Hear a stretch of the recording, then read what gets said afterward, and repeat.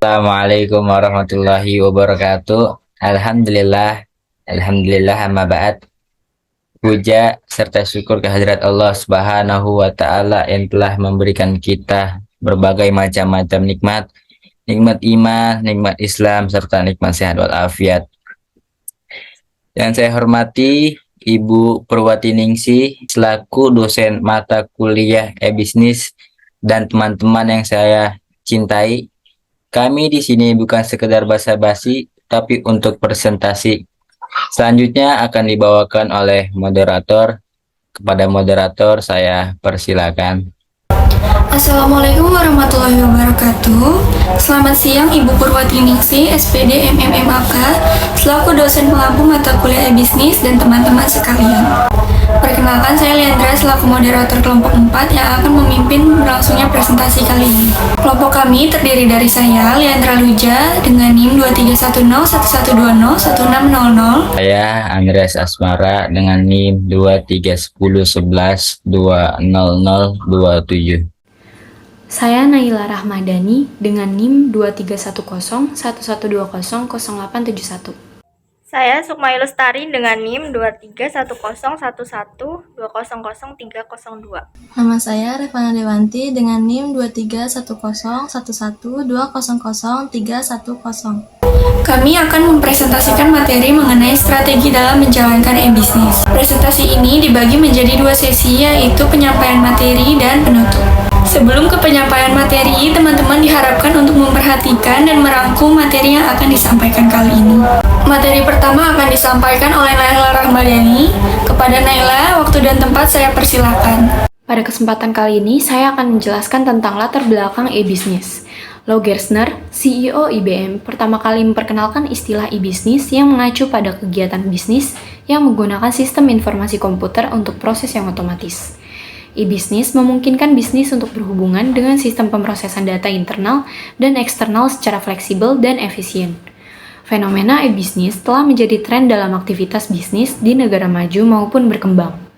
Keberadaannya membuat proses dan sistem bisnis menjadi lebih baik dibandingkan dengan cara konvensional. Untuk berkembang di dunia global, perusahaan harus mampu menyesuaikan diri dengan teknologi informasi yang ada. Studi menunjukkan bahwa di Indonesia, 54,2% perusahaan telah menerapkan aplikasi e-bisnis seperti ERP, SCM, dan CRM. Sedangkan 78,8% perusahaan menyatakan bahwa adopsi e-bisnis dapat meningkatkan kinerja mereka. Selanjutnya, saya akan menjelaskan tentang pengertian e-bisnis.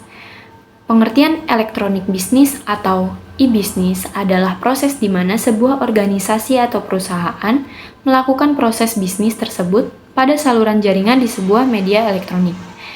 E-bisnis merupakan suatu proses bisnis yang berhubungan dengan sistem informasi. Metode e-bisnis memungkinkan perusahaan berhubungan dan mengakses data internal dan eksternal dengan proses yang lebih efisien dan fleksibel, agar berhubungan lebih erat dengan pemasok dan mitra usaha, dan untuk lebih memuaskan keinginan dan harapan pelanggan. Dalam praktiknya, e-bisnis lebih berfokus pada strategi dengan fungsi yang menggunakan kemampuan elektronik. Standar teknis khusus untuk e-bisnis adalah untuk memfasilitasi adanya pertukaran data antara perusahaan satu dengan perusahaan yang lain. E-bisnis dapat diatur melalui internet, intranet, dan ekstranet. Saya Sukma Lestari, saya akan melanjutkan materi dari Naila. Selanjutnya adalah analisis dalam menerapkan strategi e-bisnis. Analisis SWOT penting untuk menerapkan strategi e-commerce karena mewakili identifikasi berbagai faktor dalam pengembangan strategi perusahaan. Oleh karena itu, perencanaan strategi harus menganalisis faktor-faktor strategis perusahaan saat ini, seperti kekuatan, kelemahan, peluang, dan ancaman. Selanjutnya adalah menerapkan strategi e-bisnis dalam teknologi informasi. Dalam e-bisnis, strategi bisnis dapat dikembangkan dengan adanya penggunaan teknologi informasi. Yang membedakan bisnis biasa dengan e-bisnis adalah penggunaannya. Penggunaan e-bisnis memanfaatkan media elektronik. Dalam era modern, teknologi informasi merupakan sarana pendukung paling potensial untuk penerapan e-bisnis. Oleh karena itu, untuk dapat berjalan sesuai dengan tujuan perusahaan, e-bisnis membutuhkan strategi. strategi e-bisnis dalam teknologi informasi yaitu yang pertama, cost leadership strategi, yang kedua, innovation strategi, yang ketiga, growth strategi, yang keempat, value strategi, yang kelima, customer oriented strategi, dan yang terakhir, internal efficiency strategi. Saya Revana Dewanti, di sini akan melanjutkan penjelasan materi dari Sukma Ayu. Saya akan menjelaskan faktor pendorong dalam menjalankan strategi e-bisnis. Dalam menjalankan strategi e-bisnis, ada faktor pendorong yang mempengaruhi, diantaranya ada 6. Yang pertama, ada faktor pelanggan. Yang kedua, faktor persaingan. Yang ketiga, faktor teknologi. Yang keempat, ekspektasi pelanggan. Yang kelima, imperatif kompetitif. Dan yang keenam, ada deregulasi. Materi selanjutnya, saya akan menjelaskan hal yang harus dipertimbangkan dalam pembentukan strategi e-bisnis. Beberapa yang perlu dipertimbangkan dalam pembentukan strategi e-bisnis, melainkan ada 6. Yang pertama, ada penyusunan rencana pengembangan. Yang kedua, pembangunan secara bertahap atau dinamis. Yang ketiga, perlu menetapkan prioritas implementasi. Yang keempat, ada pemilihan teknologi yang tepat.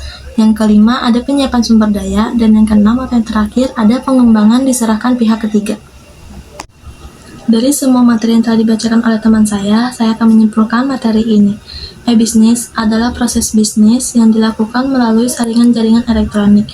Metode ini memungkinkan perusahaan untuk berhubungan dengan data internal dan data eksternal dengan menggunakan kemampuan elektronik.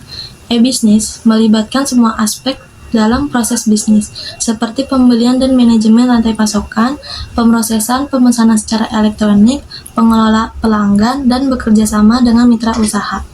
Pentingnya memahami pendekatan teknologi dalam menjalankan e-bisnis, karena teknologi dapat meningkatkan keuntungan bisnis.